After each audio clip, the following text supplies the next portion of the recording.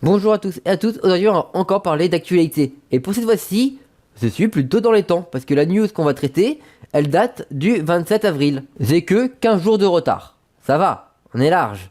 La dernière fois que j'en ai fait une, j'avais 3 mois de retard. Mais bon, revenons un peu plus au sérieux, du coup on va parler de ça, et surtout on va parler de la France. Vous connaissez le merveilleux pays qui a du bon fromage, du bon vin, la Tour Eiffel, où vous croisez des gens avec une baguette de pain et le béret. Et ben on est aussi inventeur d'une taxe qui s'appelle la TVA, qui s'applique à tous nos achats. Et jusqu'à présent, hors Union Européenne, on payait cette TVA que sur les articles au-dessus de 20 euros. Mais selon ce que déclare notre vendeur, donc souvent tout ce qu'on achetait du style sur les sites AliExpress, tout ça, était considéré comme moins de 20 euros pour pas avoir à payer cette TVA. Et ben ceci va poser problème parce que maintenant, à partir du 1er juillet 2021, tous les colis provenant hors d'Union Européenne, donc Angleterre inclus je suppose, auront la TVA à 20%, quel que soit le montant de l'achat. Qui veut dire que même quand on paye un truc à 1 euro, sur les 1 euro, on va avoir 20% qui va être mis dessus.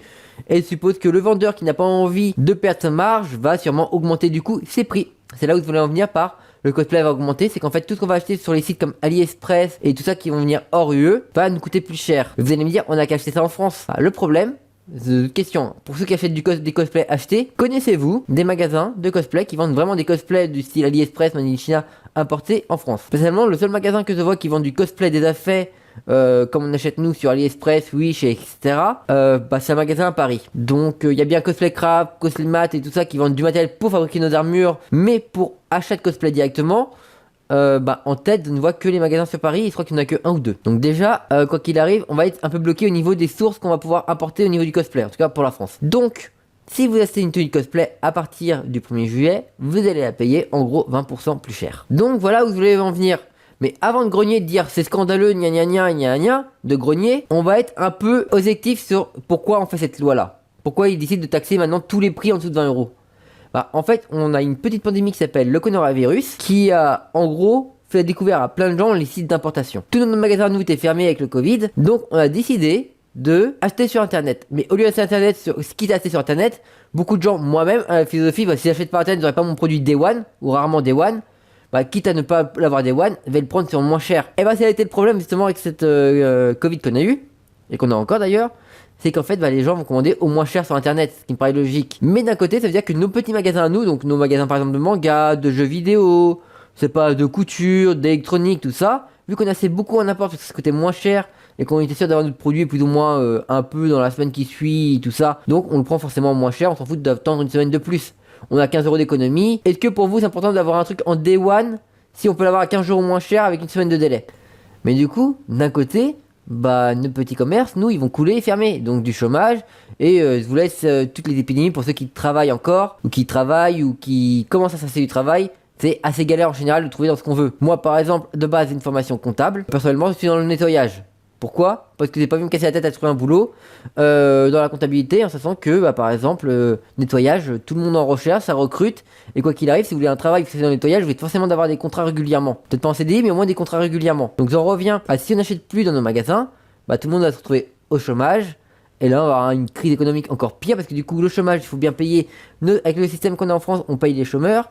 Et le problème, c'est que s'il y a plus de chômeurs que de travaillants, c'est-à-dire qu'il y a moins d'argent qui rentre pour les chômeurs et il y a un truc qui sort. Et du coup, l'État a décidé, afin d'essayer de nous motiver nous-mêmes à aller acheter dans des magasins français, donc en France comme ça, voire Union Européenne, du coup, vu que c'est encore sur les en Union Européenne, c'est que nous motiver en disant, ta fois, ce que vous allez apporter va vous coûter 20% plus cher maintenant. Donc imaginons qu'on achète un truc à 60 balles, on va le payer 20% plus cher alors qu'avant on l'avait pile à 60 balles.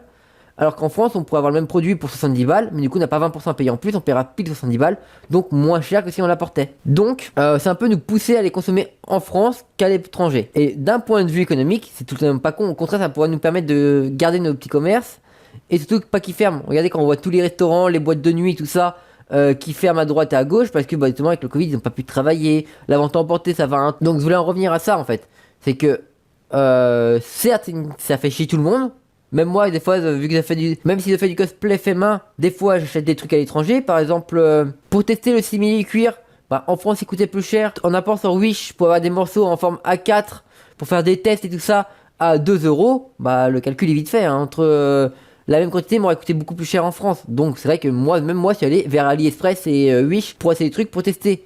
Par contre pour Canardman, mon cuir jaune je l'ai acheté en France. D'une parce que j'en ai trouvé un qui était pas trop cher.